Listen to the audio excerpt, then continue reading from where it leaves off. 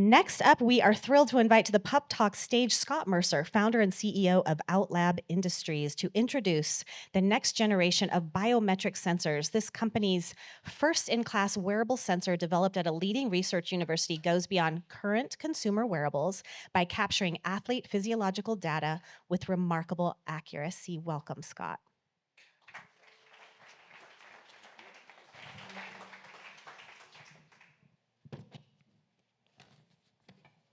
Thank you.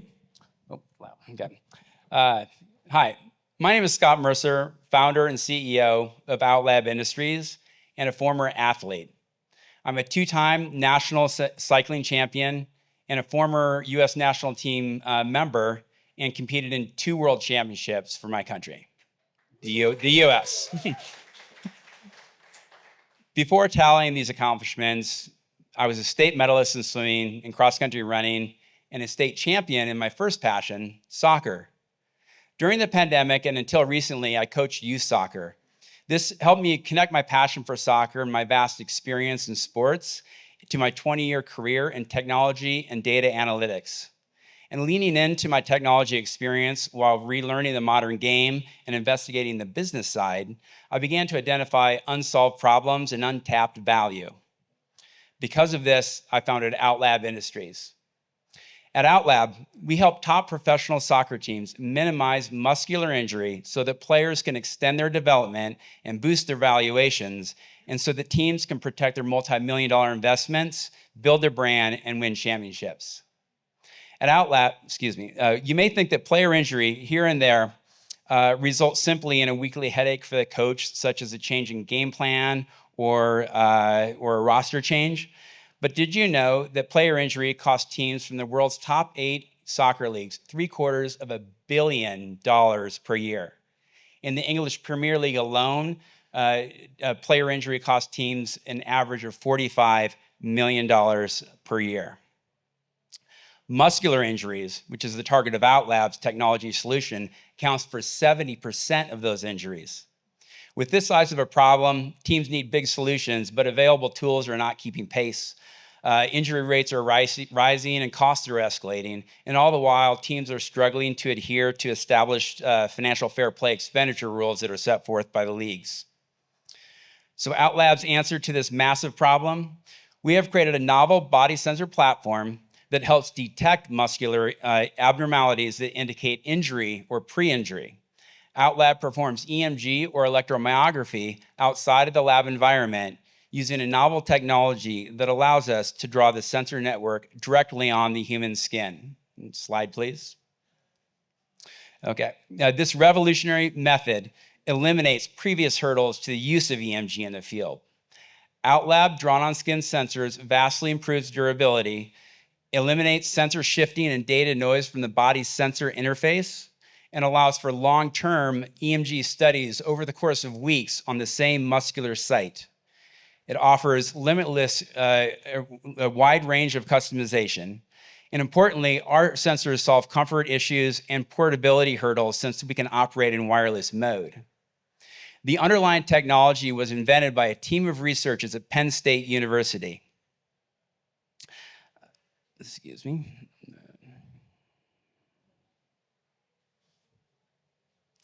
Outlab owns the sole exclusive license to develop the technology in all fields of use worldwide. And here's how Outlab sensors work.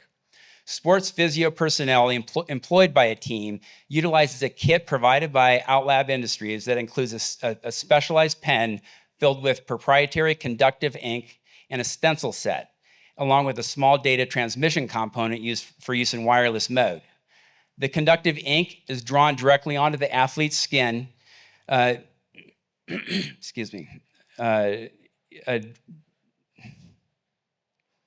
is drawn directly onto the athlete's skin using the template as a guide, and electrical data from the muscle is then picked up and sent to a connected device. Any circuit break in the continuous conductive ink can be merely touched up in situ by the pen. Picture a temporary tattoo that lifts physiological data underneath the skin for our viewing on screen.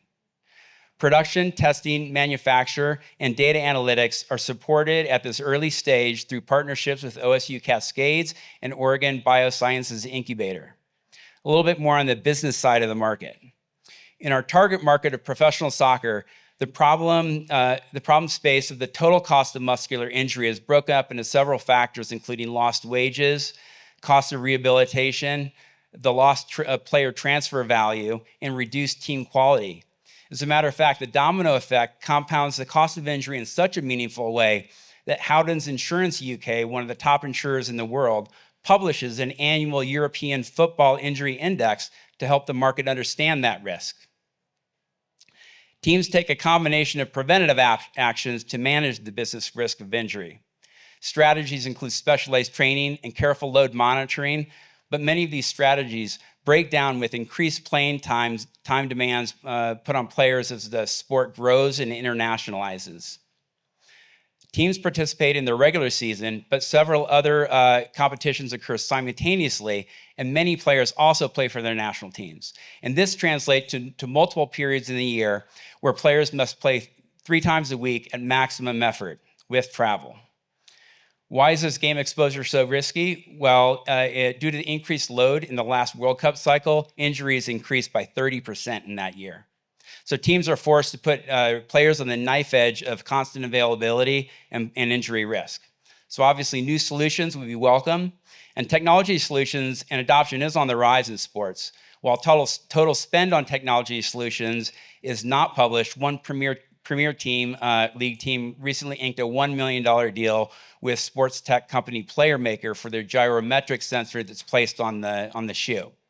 The league also has a deal with Genius Sports for their camera-based skeletal tracking technology. So Outlab's technology is well situated in this growing technology sector. So how do we access this market of the world's top teams? Well, due to my experience and comfort level around professional teams and national team structures, Outlab is already in contact with many of these top physiologists. The more pressing issue is actually speeding up product development to meet these opportunities. But this market of professional soccer is only the calling card and proving ground for Outlab sensors. Other major league sports teams stand to benefit as well, but other industries are ripe for disruption also, including robotics, Parkinson's research, workplace safety, and defense. By aiding in early injury detection and assessing current muscular state during injury recovery, Outlab wants to keep players on the field longer and help them return to play more quickly and help teams save tens of millions of dollars per year. Outlab is at an early stage in pre-revenue. We are currently transferring the working technology from Penn State to local production here in Bend. The current top priority is to secure low-cost chemistry lab space to produce our ink formulation. We are also actively seeking seed round funding as we ramp up and penetrate our target market. So thanks for listening, and I welcome any questions you might have about Outlab. Wow, great pitch. This is so wild. How did you get to this? Let me get out my pen. No. So as I stated early in my pitch, I spent the pandemic coaching youth soccer. I have 3 children at home, all very young ages. My wife's career was taken off as she was a therapist, and I stayed home with the kids during the pandemic. So coaching soccer was kind of, rekindling that passion. I started thinking from my business experience about where the true value is in products, that hidden value kind of that Carol was talking about. And for me, it was data, the values in the data. And so I started thinking about what uncaptured data is there in youth sports all the way up to the professional, level. Initially, I was focused more on the kinesiology and kinesmatics, the movements, and how that relates to injury. But I went searching for a technology like this, and I was told that it must exist somewhere out in academia, so buried you won't see the light of day. And I gave up. And then a few weeks later, it didn't sit right with me, so I went out and found it. Wow, I just am totally impressed. Okay, questions for Scott? Yes, right here. I'm wondering with this, how often do you apply this and do this testing? Do they wear it all the time? Yeah. When they feel an injury This is a great question. Okay, then we'll come back to you. So do they wear it all the time? How often are you checking into it? How often are you getting data? How does that part of it work?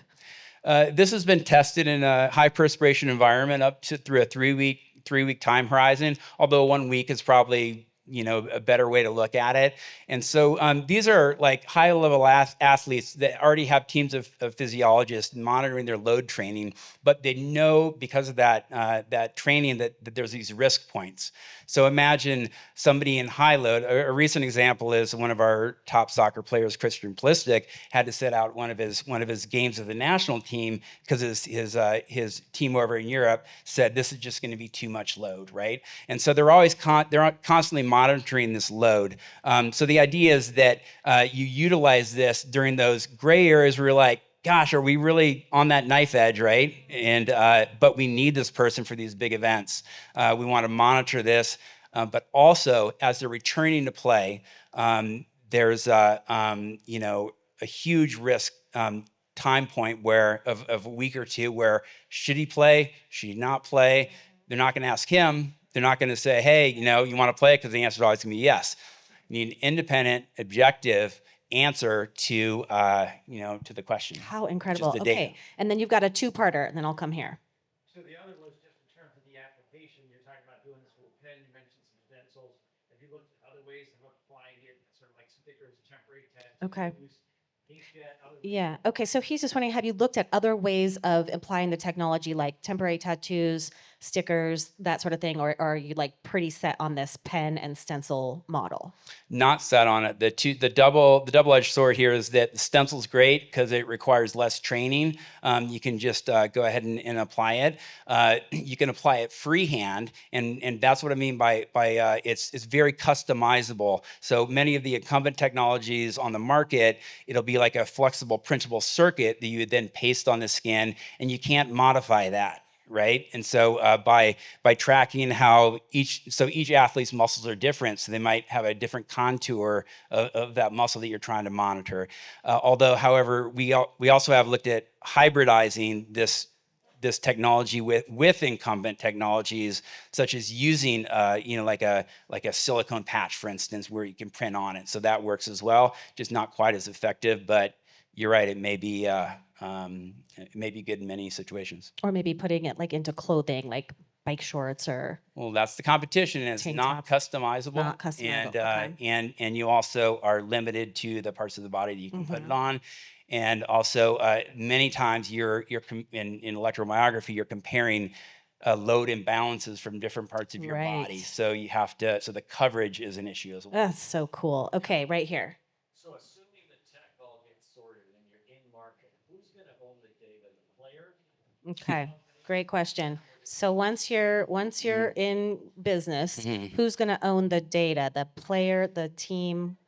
What did you say? The marketing, the company. This is exactly why I originally, when I was thinking about the kinematic part of it, just the movement based and how that contributes to, actually, what I was investigating was the growth curve and how you acquire skills, right, as a youth player, in the hopes of shortcutting that. And my idea is that, like I was a youth soccer coach, volunteer. I even had to pay for my own kids to compete. It's a workplace. It was a labor employment issue, actually, is you can't give compensation to your free tuition. But I wanted the kids to own that data. I want the consumer to own that data, because I truly believe that the most value is when the person that produces the data is the person that owns it through the life cycle. It creates a market where it can be sold, where it can be taken with you and ported with you if you join a different team, or even if you have a data analytics company after your career. Take a look at NASCAR. Mm-hmm. Mm-hmm. A team that has an advantage of player performance has theoretically an advantage going into the event. Okay. What happens is you're paying somebody $1 million to play, but you know that they're potentially injured or not performing. So there's this thing about data governance, a massive issue at NASCAR. So just if you share, I think what you're doing is brilliant. But take a look. There's some Absolutely. potential issues with the data going into competition. Okay, yes. Thanks so much for your time. I'm interested, especially, it sounds like a short-term application, but when we're talking about high-performance athletes where, difference in the competitive edge can be a tenth of a second. How are you ensuring that this ink, this proprietary ink, is not, well, I should say I don't know anything about what I'm about to say. But, how are you ensuring that something like hormone damage is not happening from this kind of foreign contaminant? Oh, interesting, interesting. Okay, so he's asking like a toxicity question, like how can you ensure, we're looking at like razor thin margins in terms of performance. How can you Yeah. ensure that this isn't going to cause any sort of hormonal fluctuations or make changes Yeah. as it's sitting directly on the skin? This is actually a great question, and I asked this actual question of the inventors when I first met with them. This is truly sits on the epidermis. They did studies to ensure that there was no epidermal degradation, and some of the, this is not dissimilar to even some of the more temporary type of actual tattoos that are kind of on the market now, where they don't go as many layers deep in the dermis that you do in tattooing, where it takes a long healing process. So it truly sits on the epidermis, the top layer of skin, and there has been studies performed on showing there's no degradation of the skin. Okay, excellent. Well, we obviously have lots of questions, so connect with Scott after the event, and thanks for being here. Please, I hope you come give us an update when you're ready to. This is incredible. Thank you. Yeah, best of luck. Thanks for being here. So cool.